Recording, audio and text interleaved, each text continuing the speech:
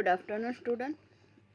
हमने इससे पहले जो वीडियो बनाकर आपको भेजी थी उसके अंतर्गत हमने आदर्श बदला पाठ की शुरुआत की थी और उस पाठ के कुछ अंश को हमने देखा था।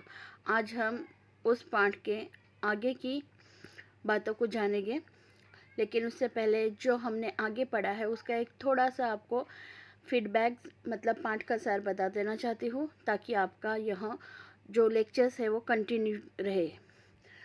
जैसे कि हमने देखा कि आगरा शहर में सुबह सुबह साधु की एक मंडली अपने ढंग से भजन गाते हुए गुनगुनाते हुए प्रवेश करती है। इस मंडली में एक छोटा सा बच्चा भी रहता है।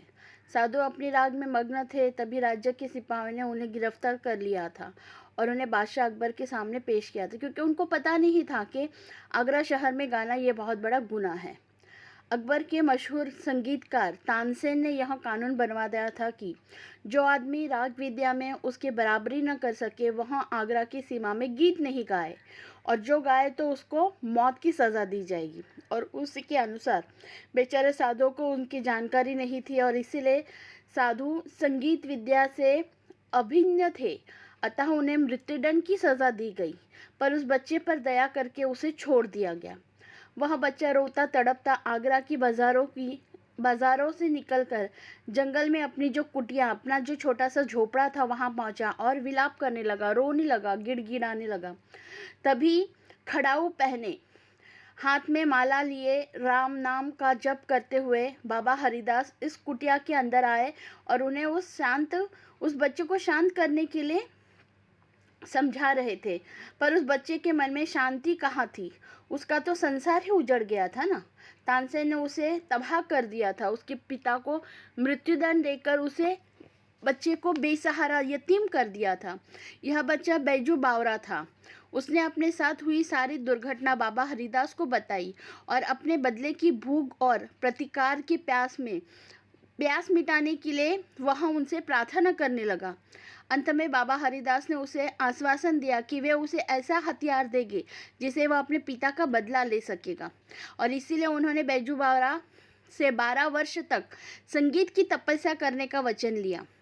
बाबा ने 12 वर्ष में बैजू बावरा को वह सब कुछ दे दिया जो उसके पास था। अब बैजू पूर्ण रूप से गंधर्व हो गया था। उसके स्वर में जादू था। पूरी तरह से वह संगीत की विद्या को सीख चुका था। लेकिन संगीत तपस्या पूरी होने के साथ ही बैजू बावरा को बाबा हरिदास के सामने यह प्रतिज्ञा भी करनी पड़ी कि वह इस राग विद्या से किसी को हानि नहीं पहुंचाएगा।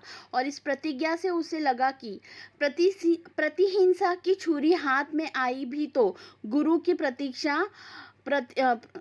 ने प्रतीक्षा लेकर उसको कुंद कर दिया। वह छुरी हाथ में तो थी, लेकिन जैसे कि उसकी तेज बोथर कर दी थी। वह तेज छुरी किसी काम की नहीं, ऐसा उसको महसूस हुआ।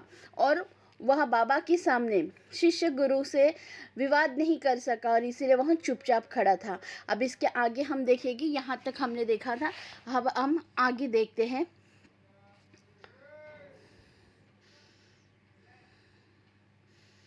कुछ दिन बाद एक सुंदर नवयुवक साधु आगरे के बाजारों में गाता हुआ आ रहा था। लोगों ने समझा इसकी भी मौत आ गई है। वे उठे कि उसे नगर की रीति की सूचना दे दे, मगर निकट पहुंचने से पहले ही मुग्ध होकर अपने आप को भूल गए और किसी को साहस न हुआ कि उससे कुछ कहे। दम के दम में यह समाचार नगर में जंगल की आंख की समान फैल गया कि साधु रागी आया है, वो बाजारों में गा रहा है। सिपाहियों ने हथकड़ियाँ संभाली और पकड़ने के लिए साधु की ओर दौड़े, परंतु पास आना था कि रंग पलट गया। साधु के मुखमंडल से तेज की किरणों फूट रही थी, जिसमें जादू था, मोहिनी थी और मुग्ध करने की शक्ति थी। सिपाहियों को न अपनी सुध रही, न हथकड़ियों की, न अपने बल की, न अपने कर्तव्य की, न बादशाह की, न बादशाह के हुक्म की। वे आश्चर्य से उसके मुख की ओर देखने लगे। जहाँ सरस्वती का वास था वहाँ संगीत की मधुर ध्वनि की धारा बह रही थी। साधु मस्त था, सुनने वाले मस्त थे, जमीन आसमान मस्त थे। गाते गाते साधु धीरे धीरे चलता जा रहा था और श्रोताओं का समूह धीरे धीरे चलता जा रहा था। ऐसा मालूम होता था जैसे एक समुद्र है जिसे नवयुवक साधु आवाज़ों की जंजीरों से खींच रहा है और संकेत से अपने साथ साथ आने की प्रेरणा कर रहा है। मतलब जैसे यहाँ पर नियम था कि इस आगरा शहर में जो कोई संगीत गाएगा उसे मृत्युदंड की सज़ा दी जाती है। कुछ दिन बाद यह नवयुवक बैजू बावरा आगरा में के बाज़ारों में गाता हुआ आ रहा था। लोगों ने समझा कि अब इसकी शामत आ गई है, अब इसकी मौत आ गई है। लेकिन जैसे वे आदमी उस बैजू बावरा को ये कहने के लिए गए कि तुम बिना वजह मारे जाओगे, लेकिन जैसे उसके करीब पहुँचे, निकट पहुँचे, वे अपने आप को भूल गए और उनका साहस नहीं हुआ कुछ कहने का, बल्कि उसके उस संगीत की गायन में वह भी इस तरह से मग्न हो गए कि उनको अपने ही होश नहीं रहे। पूरी यह समाचार जंगल में जैसे आग लगने पर पूरे जंगल जल जाता है, वैसे ये समाचार भी आग की तरह पूरे आगरा में फैल गया। सिपाहियों को जब यह खबर मिली तो वो दौड़े दौड़े हथकड़ियाँ लेकर उस साधु को पकड़ने के लिए आए, कैद करने को आए। लेकिन जैसे ही साधु के मुखमंडल को देखा, वहाँ तेज किरण देखी उसके चेहरे पर, जैसे मानो कोई जादू किया हो, मोहनी की हो, और वे सिपाही भी सब कुछ भूल गए, वो हथकड़ी भी भूल गए, और जो राजा का हुक्म था, जो कर्तव्य था, जो बादशाह का हुक्म था, तानसेन का हुक्म, सब कुछ भूल गए और उस बैजू बावरा के गीत में पूरी तरह से मग्न हो गए। आश्चर्य यह था कि सारे लोग उसके पीछे पीछे जा रहे हैं। उसकी संगीत के अंदर एक ऐसी मधुर ध्वनि थी, जैसे वह संगीत की ध्वनि उनको उसकी ओर खींच रही थी। साधु मस्त थे, सुनने वाले मस्त थे, जमीन आसमान की मस्त हो गया था। गाते गाते ये सारे उसके पीछे पीछे जाने लगे। मालूम होता था जैसे ये समुद्र है और नवयुवक साधु की आवाज़ जंजीरों की तरह इन लोगों को अपने पास खींच रही है और ये सारे उसके पीछे पीछे जा रहे हैं। मुग्ध जन समूह चलता ही गया उसके पीछे पीछे। मुग्ध जलसमा चलता गया, पता ही नहीं किधर को, पता ही नहीं कितनी देर। एकाएक गाना बंद हो गया तो जादू का प्रभाव जैसे टूट गया हो। लोगों ने देखा कि वे तानसेन के महल के सामने खड़ा है। मतलब जब ये बैजू बावरा गाते हुए आगे जा रहा था और पीछे पीछे सारे लोग उसके पीछे जा रहे थे। किसी को कोई सुध नहीं, कोई कुछ भी नहीं कि हम कहाँ जा रहे हैं, किस और जा रहे हैं, कुछ भी पता नहीं कि कितनी देर हो गई। लेकिन जब बैजू बावरा ने अपना गाना बंद किया तो जैसे जादू टूटता है वैसे जादू का प्रभाव टूटा। लोगों ने देखा कि वे तानसेन के महल के सामने खड़े थे। उन्होंने दुख और पश्चाताप के हाथ मले और सोचा यह हम कहाँ आ गए। और उन लोगों को ऐसा लगा कि बाप रे, हम तो तानसेन के महल के सामने खड़े हैं। उन लोगों को पश्चाताप होने लगा, दुख होने लगा। अब तानसेन अपने हुक्म से हमें भी तो नहीं मृत्युदंड की सज़ा दे। यह हम कहाँ आ गए, यह क्या हमसे गलती हो गई। साधु अज्ञान में ही मौत के द्वार पर आ पहुंचा था। वह साधु अज्ञान में ही मौत के दर पर आ पहुंचा था, ऐसा इन लोगों को लगने लगा। भोली भाली चिड़िया अपने आप अजगर के मुंह में आ फंसी थी और अजगर के दिल में ज़रा भी दया न थी। मतलब यहाँ पर एक उदाहरण दिया गया है कि जैसे भोली भाली एक छोटी सी चिड़िया अपने आप ही अजगर के मुंह में चली आती है और जब वह उसके मुंह में फंस जाती है तो अजगर के दिल में रहम नहीं होते, दया नहीं होती। वैसे ये बैजू बावरा भी गाते गाते मानो तानसेन के महल के सामने आके खड़ा हो गया है। अब ये तानसेन इसको मृत्युदंड की ही शिक्षा देगा। अब इस बैजू बावरा की कोई खैर नहीं, ऐसा ये लोग मन ही मन सोच रहे थे। तानसेन बाहर आया। जैसे उसने अपने महल के सामने बैजू बावरा को देखा, तानसेन बाहर आया। वहाँ लोगों को देखा, वहाँ हैरान हुआ और फिर सब कुछ समझकर नवयुवक से बोला, तो शायद आपके सिर पर मौत सवार है। पहले तो तानसेन को कुछ समझ में नहीं आया कि इतने सारे लोग यहाँ पर क्यों आकर खड़े हैं, इकट्ठा हुए हैं। हैरान हो गया इन सभी लोगों को देखकर।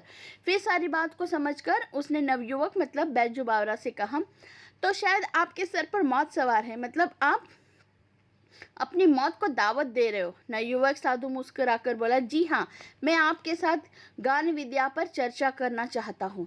उसने कहा, जी ज़रूर, मैं आपके साथ कुछ वाद विवाद करना चाहता हूँ, गान विद्या पर चर्चा करना चाहता हूँ। तानसेन ने बेपरवाही से उत्तर, क्योंकि तानसेन को बहुत गर्व था, घमंड था अपनी इस संगीत की विद्या पर। उसको ऐसा लगता था कि पूरे आगरा शहर में मुझ जैसा गाने वाला और कोई हो ही नहीं सकता, और इसलिए उसने लापरवाही से उत्तर दिया, अच्छा, मगर आप नियम जानते हैं ना? नियम कड़ा है और मेरे दिल में दया नहीं है। मेरी आंखें दूसरों की मौत को देखने के लिए हर समय तैयार है। नवयुवक कहता है, और मेरे दिल में जीवन का मोह नहीं, मैं मरने के लिए हर समय तैयार हूँ। बैजू बावरा को लगा कि ये मेरे सामने क्या गाएगा, इसलिए उसने लापरवाही से कह दिया, अच्छा, तुम मेरे नियम को नहीं जानते हो। मेरा नियम बहुत कड़क है और मेरे दिल में बिल्कुल किसी के लिए दया नहीं। मेरी आंखें हर वक्त दूसरों की मौत देखने के लिए तैयार रहती है। अगर तुम गलत तरीके से गाए या तुमने अगर इस संगीत की विद्या में ज़रा भी कोई गुनाह किया तो मौत निश्चित है तुम्हारी। इसलिए मेरे दिल में बिल्कुल दया नहीं है। मेरी आंखें तो हर समय तरसती रहती है दूसरों की मौत देखने के लिए। तो इस नवयुवक ने, बैजू बावरा ने उत्तर दिया, मेरे दिल में जीवन का मोह नहीं है, मुझे भी कोई जीने की इच्छा नहीं है, मैं मरने के लिए हर समय तैयार रहता हूँ। इसी समय सिपाहियों को अपने हथकड़ियों का ध्यान आया। झंकारते हुए आगे बढ़े और उन्होंने नवयुवक साधु के हाथ में हथकड़ियाँ पहना दी। भक्ति का प्रभाव टूट गया। श्रद्धा के भाव पकड़ने जाने के भय से उड़ गए और लोग इधर उधर भागने लगे। सिपाही कोड़े बरसाने लगे और लोगों के तीतर बीतर हो जाने के बाद नवयुवक साधु को दरबार की ओर ले चले। दरबार की ओर से शर्त सुनाई गई, कल प्रातःकाल नगर के बाहर वन में कुछ दोनों का गान युद्ध होगा।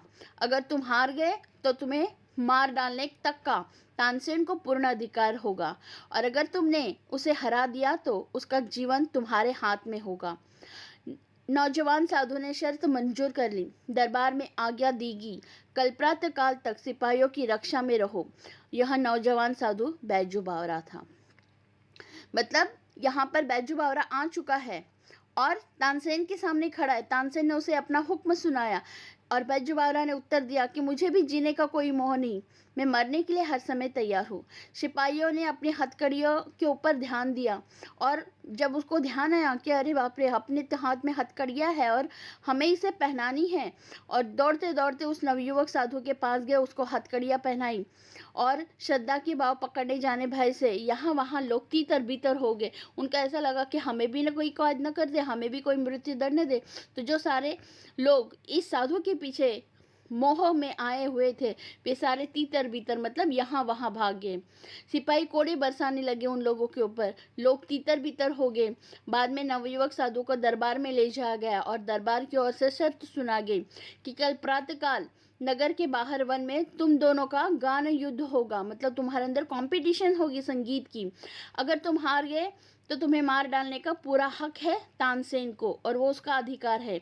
अगर तुमने तानसेन को हरा दिया तो तानसेन का जीवन तुम्हारे हाथ में होगा, जो तुम कहोगे वैसा ही होगा।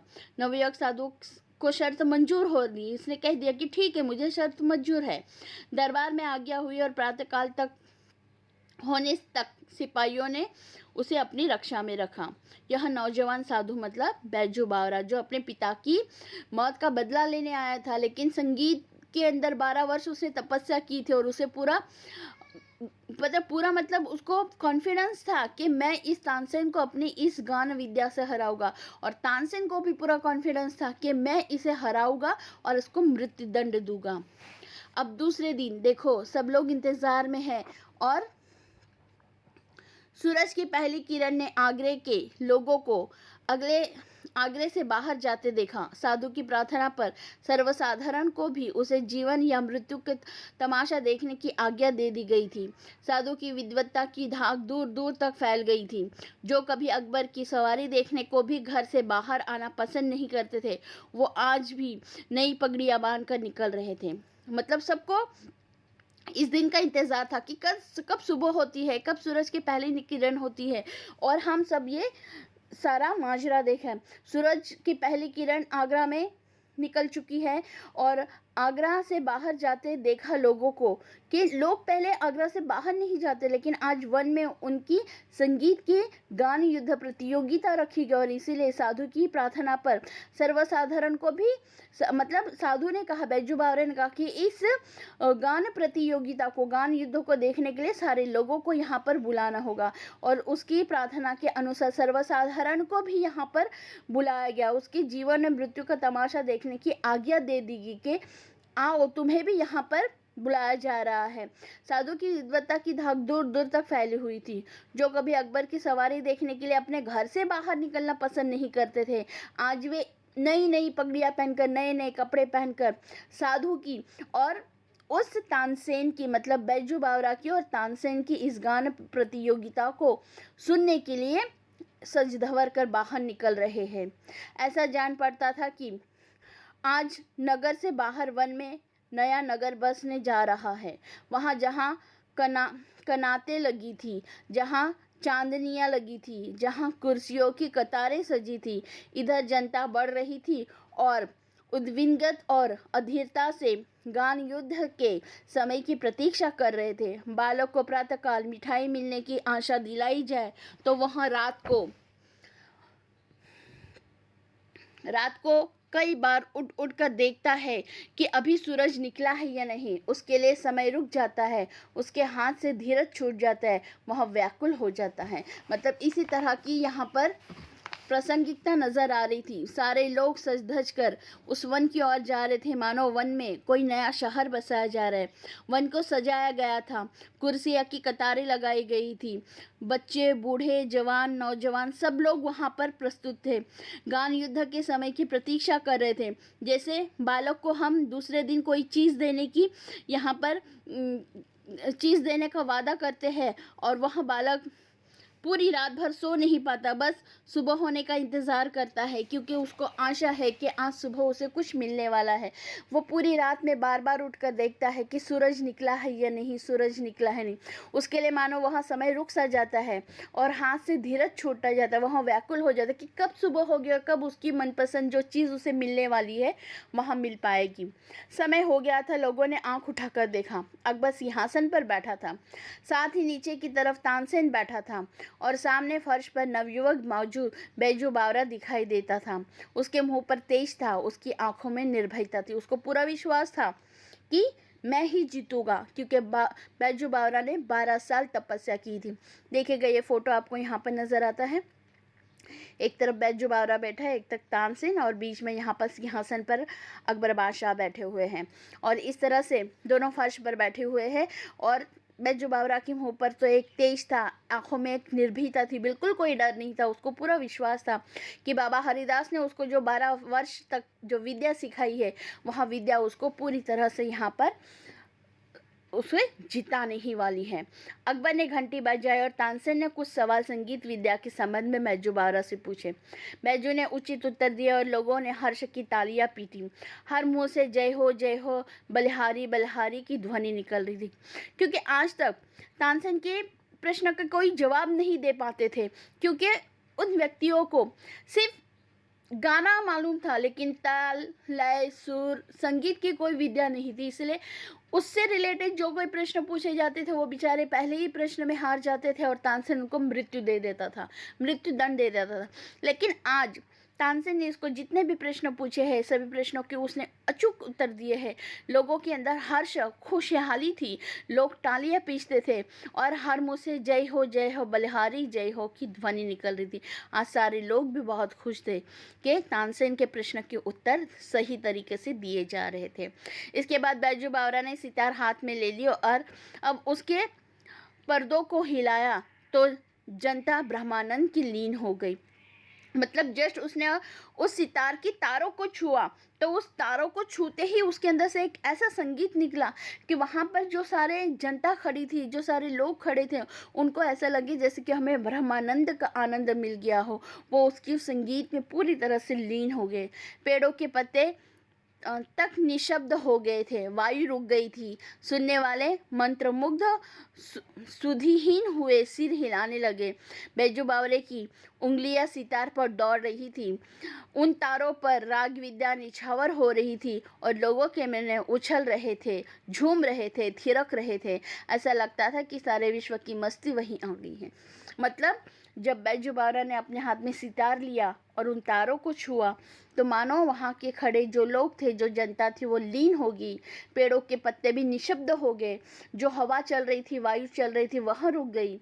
सुनने वाले मंत्रमुग्ध हो गए, जैसे उनको कोई सुध नहीं रही। वो अपने ही अंदर मस्त होकर सिर्फ सिर हिलाते रहे। बैजू बावरा की जो उंगलियां है वह सितारों पर ऐसी दौड़ रही थी। उन तारों पर राग विद्या निछावर हो रही थी। लोगों के मन उछल रहे थे, लोग झूम रहे थे, लोग नाच रहे थे, थिरक रहे थे। ऐसा लग रहा था कि पूरा विश्व इस बैजू बावरा के संगीत के अंदर मस्त हो गया है और उसे उस संगीत के अंदर मस्ती में दीवाना हो चुका है। सब कुछ लोग भूल चुके थे, केवल वह संगीत ही उनकी कानों पर पहुंच रही थी। लोगों ने देखा और हैरान रह गए। कुछ हरिन छलांग मारते हुए आए और बैजू बावरा के पास खड़े हो गए। बैजू बावरा सितार बजाता रहा, बजाता रहा, बजाता रहा। वे हरिन सुनते रहे, सुनते रहे और सुनते रहे और दर्शक यहाँ असाधारण दृश्य देखते रहे और देखते रहे। जैसे लोग बैजू बावरा की संगीत के अंदर मंत्रमुग्ध हो गए थे। पेड़ निशब्द हो गए थे, वायु रुक चुकी थी, पूरा विश्व इस मस्ती में डूब चुका हुआ था। वहीं पर यहाँ पर जो कुछ पशु थे, वो पशु भी वहां पर आ पहुंचे। हरिन छलांग लगाते हुए आ पहुंचे वहां पर। लोग इसको देखकर हैरान रह गए। बैजू सितार बजाता रहा, बजाता रहा, बजाता रहा और हरिन वहां पर ही रुककर सुनते रहे, सुनते रहे। दर्शक इस असाधारण दृश्य को देखकर हैरान रह गए कि ये कैसा माजरा है। इंसान तो इंसान, जानवर भी इसकी संगीत के दीवाने हो गए और छलांग लगाते हुए वे हरण वहां पर आ गए इसके संगीत को सुनने के लिए और झूम रहे हैं, सुन रहे हैं। हरिन मस्त और बेसुध हो गए थे। बैजू बावरा ने सितार हाथ से रख दी और अपने गले से फूल माले उतारकर उन्हें पहना दी। फूलों के स्पर्श से हरिन को सुध आई और वे चौकड़ी भरते हुए गायब हो, क्योंकि हरिन बहुत इंसानों से डरने वाले ऐसे पशु होते हैं। वो इतने चौकन्ने होते हैं कि ज़रा से भी आहट हो जाए ना तो वो भाग निकलते हैं। लेकिन ये संगीत के अंदर इतने मस्त मुग्ध हो गए थे कि इतने सारी जनता के सामने भी वे खड़े थे, वरना लोगों के सामने खड़ा रहना ये हरिन बिल्कुल पसंद नहीं करता, क्योंकि उसे लोगों से डर होता है कि कहीं उनको कत्ल तो न कर दे, उनका शिकार तो न कर दे। और इसलिए ये हरिन लोगों के सामने ऐसे आकर खड़े रह ही नहीं सकते, बल्कि कोसों दूर से उनको इंसान की आहट आ जाती है और वे भाग जाते हैं। तो यहाँ पर तो सभी लोगों के सामने ये हरिन इतने मस्त और बेशुद्ध हो चुके थे कि उनको बिल्कुल ख्याल नहीं रहा कि हम लोगों के बीच में खड़े हैं। और जब सितार रुकी, गाना रुका, संगीत रुका, तब उनको होश आया कि हम कहाँ आए हैं। और उससे पहले बैजू बावरा ने अपने गले में जो हार थे, वो हार उन पशुओं को, मतलब उन हरणों को पहना दिया और फूलों के स्पर्श से हरिन की सुध आई कि अरे हम यहाँ कहाँ आ गए, और चौकड़ी भरते हुए वो सारे हरिन गायब हो गए। बैजू ने कहा, तानसेन, मेरी फूल मैं यहाँ मंगवा दें, मैं तब जानूं कि आप राग विद्या जानते हो। जैसे मेरी संगीत सुनकर ये सारे हरिन यहाँ पर आ गए थे और मैंने उनको फूल मालाएं पहनाई हैं। अब आपकी बारी है। अगर मेरी फूल मालाएं यहाँ पर आप मंगवा दे अपनी राग विद्या से, तो मैं जानूं कि आप भी राग विद्या के अंदर निपुण हैं। तानसेन सितार हाथ में लेकर उसे अपने पूरा प्रवीणता के साथ बजाने लगे। उसको पूरा विश्वास था कि ये हरिन को मैं बुला सकता हूँ, इनके गले से फूलमाला मैं निकाल सकता हूँ, मेरी राग विद्या में इतनी शक्ति। ये इसका अहंकार था, इसका गर्व था। इसलिए तो अपने अहंकार गर्व के अंतर्गत वे हर एक आगरा में गाने वाले इंसानों का मृत्युदंड दिया करता था। लेकिन आज इसका गर्व टूटने वाला है। ये अपने गर्व में पूरी तरह से परिपूर्ण है। अपने प्रवीणता के साथ वह सितार उठाकर बजाने लगा। ऐसी इच्छा सितार ऐसी अच्छी सितार, ऐसी एकाग्रता के साथ उसने अपने जीवन भर में कभी नहीं सुनी बजाई थी। सितार के साथ वहाँ अपने सितार सितार के साथ वह आप सितार बन गया और पसीना पसीना हो गया। उसको अपने तन की सुधि भी नहीं रही और सितार के बिना संसार उसके लिए और कुछ नहीं था। आज उसने वह बजाया जो कभी नहीं बजाया था। आज उसने वह बजाया जो कभी नहीं बजा सकता था। यह सितार की बाजी न थी, यह जीवन में मृत्यु की बाजी थी। इससे पहले तानसेन ने कभी इतना सुंदर तरीके से, इतना पूर्ण प्रवीणता से नहीं बजाया था, लेकिन आज उसके जीवन में मृत्यु का सवाल है और इसीलिए आज उसने इस तरह से सितार बजाया कि वह खुद सितार बन गया था। पूरी तरह से पसीना पसीना हो गया, तन बन की सुध न रही, लेकिन फिर भी उसके हाथों से सितार नहीं छूटा। वो बजाता गया। उसके वह सितार की बाजी नहीं थी, वह कोई मामूली बाजी नहीं थी, वह जीवन में मृत्यु की बाजी थी। आज तक उसने अनाड़ी देखे थे, आज उसके सामने एक उस्ताद बैठा हुआ था। आज तक तो उसने ऐसे ही लोगों को सजा दी थी, मृत्यु दी, जो संगीत की विद्या को नहीं जानते थे, जो सिर्फ गाना जानते थे, लय ताल सुर कुछ भी उनको पता नहीं था। और ये उनकी परीक्षा लेता था, वो बेचारे हार जाते थे, उनको दंड दिया जाता था और इसको ऐसा लगता था कि पूरे आगरा में मुझ जैसा कोई गायक है ही नहीं। लेकिन आज उसको महसूस हुआ कि ये मेरे सामने जो बैठे हुए इंसान है, जो बैजू बावरा है, ये जो साधु के रूप में आए हुए हैं, ये कोई मामूली इंसान नहीं, ये तो उस्ताद है, क्योंकि उन्होंने 12 वर्ष हरिदास बाबा से विद्या प्राप्त की थी और ऐसी विद्या प्राप्त की थी कि उस विद्या से अब वो तानसेन को हराने वाला है। कितना ऊंचा, कितना गहरा, कितना महान। आज वह अपनी पूरी कला दिखा देना चाहता था। आज वह किसी तरह भी जीतना चाहता था, आज वह किसी तरह भी जीते रहना चाहता था, पर वह नहीं कर पाया, क्योंकि उसके सामने जो बैठा था वो 12 वर्ष तपस्या करने वाला बैजू बावरा था, जो अपने पिता का बदला लेने आया था। लेकिन तानसेन पूरी तरह से कोशिश कर रहा था कि वो अपनी संगीत विद्या से उन हरणों को बुलाए, उनके गले से हार निकाले, लेकिन वो बिल्कुल ऐसा नहीं कर पाया। बहुत समय बीत गया था, सितार बजती रही, उंगलियां सितारों पर चलती रही, लेकिन बजाते बजाते वह उंगलियां दुखने लगी। मगर लोगों ने आज तानसेन को पसंद नहीं किया था। सूरज और जुगनू का मुकाबला ही क्या, आज से पहले उन्होंने जुगनू देखे थे, आज उन्होंने सूरज देख लिया था। बहुत चेष्टा करने पर भी जब कोई हरण नहीं आया तो तानसेन की आंखों के सामने मौत नाचने लगी। देह पसीना पसीना हो गया, लज्जा से मुखमंडल लाल कर दिया गया था।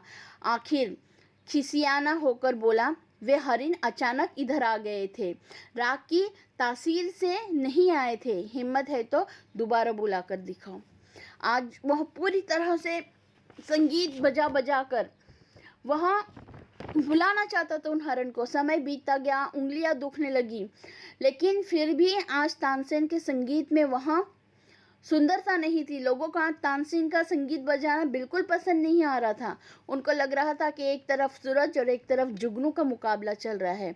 इससे पहले उन्होंने जुगनू को, मतलब तानसेन को जुगनू कहा गया है कि जुगनू को देखा था, आज उन्होंने सूरज को देख लिया, मतलब उस बैजू बावरा को सूरज कहा गया है। जुगनू की तो रोशनी होती है वो अंधेरे में होती है, लेकिन सूरज की रोशनी के अंदर जो तेज होता है वह तेज यहाँ बैजू बावरा के सामने था। बहुत चेष्टा करने पर, मतलब बहुत कोशिश करने पर जब हरिण नहीं आए तो तानसेन की आंखों के सामने मौत नाचने लगी, क्योंकि अब तक तानसेन लोगों को मृत्यु दंड देता था। आज इसको ऐसा लगा कि अगर मैं हार गया तो आज मेरी मौत निश्चित है, इसलिए उसको मौत उसके सामने नाचने लगी, उसको डरने लगने लगा कि अब मेरी मृत्यु निश्चित है। उसका देह, जो शरीर है, जो पूरी तरह से पसीना पसीना हो गया, उसको लज्जा आने लगी और इस लज्जा के कारण उसका चेहरा पूरा लाल हो गया। आखिरकार खिसियाकर, मतलब ऐसे ही खिसियाकर गुस्सा करते हुए बोला, वे हरिण तो अचानक आ गए थे, तुम्हारी राग विद्या के अंदर कोई तासीर नहीं है कि तुम्हारी राग विद्या सुनकर वो हरिण नहीं आए थे, वो तो ऐसे ही अचानक आ गए थे। अगर हिम्मत है तो फिर से राग विद्या से बुलाकर दिखाओ तो मैं जानूं, क्योंकि तानसेन के संगीत से तो वो हरिण वापस नहीं आए। तो इसने अब इनको इस तरह से कह दिया कि तुम्हारे भी संगीत में कोई दम नहीं है, वो तो अचानक आ निकले थे, और अगर हकीकत है तो बुलाओ फिर से। और फिर बैजू बावरा ने फिर से मुस्कुराकर वहाँ अपने हाथ में सितार ली और वहाँ बजाने लगा। देखो, बैजू बावरा मुस्कुरा और धीरे से बोला, बहुत अच्छा, दोबारा बुलाकर दिखा देता हूँ। यह कहकर उसने फिर से सितार पकड़ ली। एक बार फिर संगीत लहरी वायुमंडल में लहराने लगी। फिर सुनने वाले संगीत सागर की तरंगों में डूबने लगे। हरिन बैजू बावरा के पास फिर आ गए, वही हरिन जिनके गर्दन में फूलों की मालियाँ पड़ी थी और वे राग की सुरीली ध्वनि के जादू से बुलाए गए थे। बैजू बावरा ने मालाएं उतार ली और हरिन कूदते हुए इधर से फिर से उधर चले गए। जैसे कि तानसेन ने कहा कि तुम्हारे संगीत की वजह से वो नहीं आए थे, अचानक आ गए थे। अगर तुम्हारे संगीत में इतना दम है, इतनी हिम्मत है तो फिर से बुला। बैजू बावरा खुश हो गया और कहा कि ठीक है, बुला लेता हूँ। जैसे उन्होंने सितार हाथ में पकड़ी, वायुमंडल में यहाँ संगीत की लहरें लहराने लगी। सुनने वाले फिर से संगीत के सागर में तरंग में डूबने लगे, झूमने लगे, नाचने लगे। जो हरिन इससे पहले हार पहन कर गए हुए थे वो फिर से हरिन बैजू बावरा के पास आकर खड़े हो गए और उसकी संगीत की ध्वनि के अंदर, सुरीली ध्वनि के जादू से वह मस्त होकर नाचने लगे। बैजू बावरा ने फिर उनके गले से हरिन की मालाएं उतारी और हरिन वह माला उतारने के बाद, संगीत रुकने के बाद उधर से, जिधर से आए थे उधर चले गए। अकबर का तानसेन के साथ अधाम प्रेम था। अकबर तानसेन को काफ़ी प्रेम करता था क्योंकि अकबर को भी लगता था कि इस पूरे आगरा शहर में तानसेन जैसा कोई हो ही नहीं सकता संगीतकार। और अकबर बादशाह का हर शाम को मनोरंजन हुआ करता इस संगीत से, इसलिए अकबर बादशाह को तानसेन के साथ बहुत अधिक जुड़ाव था, प्रेम था। उसकी मृत्यु निकट देखी तो उसका कंठ भरा है, परंतु प्रतिज्ञा हो चुकी थी। वे विवश होकर उठे और संक्षेप में निर्णय सुना दिया।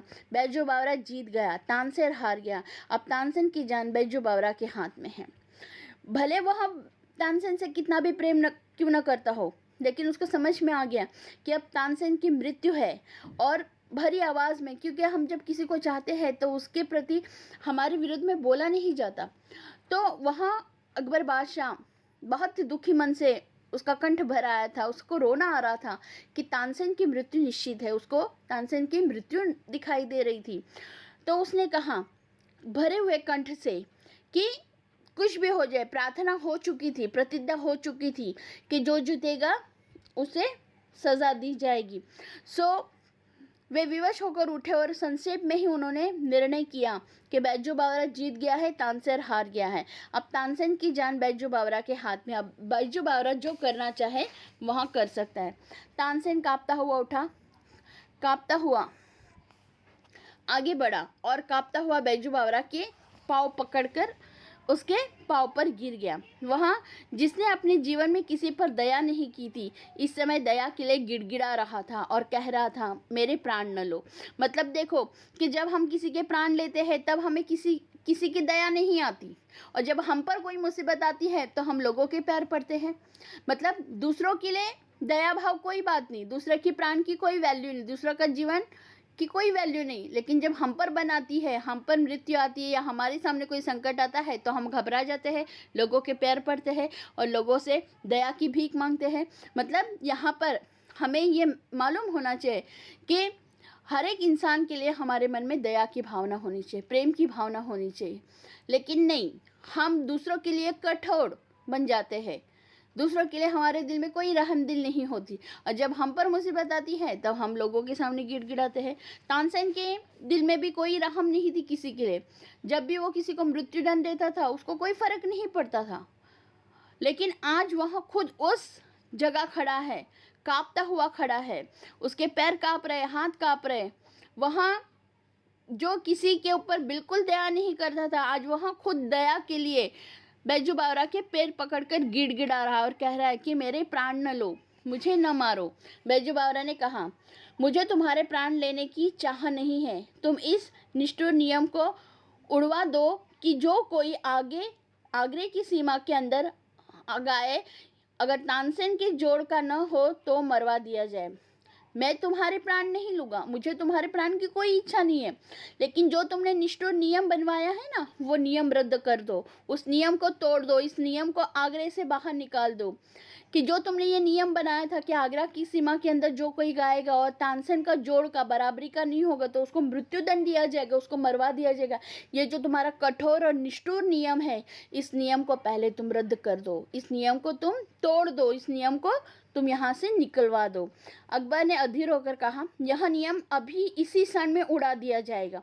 अकबर बादशाह ने तुरंत उठकर कहा कि ये नियम अभी इसी क्षण उड़ा, क्योंकि अब उसको ऐसा लग रहा था कि अगर ये नियम उड़ गया तो तानसेन की जान बच जाएगी, जिसे वो बहुत चाहता था। इसलिए तुरंत उसने कह दिया कि यह नियम अभी इसी क्षण से उड़ा दिया गया। तानसेन बैजू बावरा के चरणों में गिर गया और दीनता से कहने लगा, मैं यह उपकार जीवन भर नहीं भूलूंगा। तानसेन को काफ़ी खुशी हुई कि यह नियम उड़ जाने की वजह से उसके प्राण बच गए हैं, उसको मृत्युदंड बच गया है। और वहाँ उसके पैर पे गिरकर दीनता से गिड़गिड़ा कर कहता है कि मैं तुम्हारे उपकार जीवन भर नहीं भूलूंगा, कि तुमने मुझे ज़िंदगी बख्शी है, तुमने मेरे प्राण को बख्शा है। बैजू बावरा ने जवाब दिया, 12 बरस पहले की बात है, आपने एक बच्चे की जान बख्शी थी, आज उस बच्चे ने आपकी जान बख्शी है। तानसेन हैरान होकर देखने लगा। फिर थोड़ी देर बाद उसे पुरानी एक भूली हुई एक धुंधली सी बात याद आ गई और बैजू बावरा ने कहा कि 12 बरस पहले तुमने एक बच्चे की जान बख्शी थी, वही बच्चा जो बैजू बावरा आज संगीत विद्या के एक महान साधु बनकर इनके सामने खड़ा था। तो वो उनको याद दिलाते हैं कि 12 वर्ष पहले एक बच्चे की जान बख्शी थी तुमने, वही बच्चा आज तुम्हारी जान बख्श रहा है। तानसेन हैरान हो गया कि ये 12 वर्ष पहले की क्या बात है। तब उसको थोड़ी थोड़ी बातें याद आने लगी, वो पुरानी बातें याद आने लगी, वह भूली हुई बातें, धुंधली सी यादें उसके सामने आ गई और वो सारी बातें उसके सामने आ गई। यहाँ पाठ सुदर्शन की श्रेष्ठ कहानियाँ संग्रह से लिया गया है। मतलब यहाँ हम देखते हैं कि इंसान बदले की भावना में इस तरह से जलता है कि वह खून खराबे मृत्यु पर उतर आता है, लेकिन ये इसका सही मार्ग नहीं है। बैजू बावरा ने 12 साल की तपस्या करके तानसेन को मृत्युदंड नहीं दिया, लेकिन उसने अपना बदला ले लिया। उसने 12 वर्ष की शिक्षा के अंतर्गत इतना निपुण हो गया था कि उसी शिक्षा से उसने तानसेन को हराया। और यहाँ हारना एक बहुत बड़ा बदला है, मतलब मारना ये बदला नहीं है, लोगों को अपने ही तरीके से उनको शिक्षा देना ये बदला है। और इसलिए इस बदले को आदर्श बदला कहा है। बिना प्राण लिए, बिना मृत्युदंड दिए उसे संगीत में हराकर उसको बदला उसने लिया है, अपना बदला लिया है, और इसे आदर्श बदला कहते हैं। तो इस तरह से हमने ये पाठ यहाँ पर कंप्लीट किया है। आपको भी ये पाठ पूरी तरह से समझ में आ गया है। अगर कोई दिक्कत हो या कोई बात आपको समझ में न आई हो तो आप हमें यहाँ पर बता सकते हैं। इसके आगे जो हम यहाँ पर अब देखेंगे वो है हमारे शब्दार्थ, इस पाठ में आए हुए मुहावरे और इस पाठ से रिलेटेड प्रश्न, ये हम यहाँ पर अध्ययन करेंगे।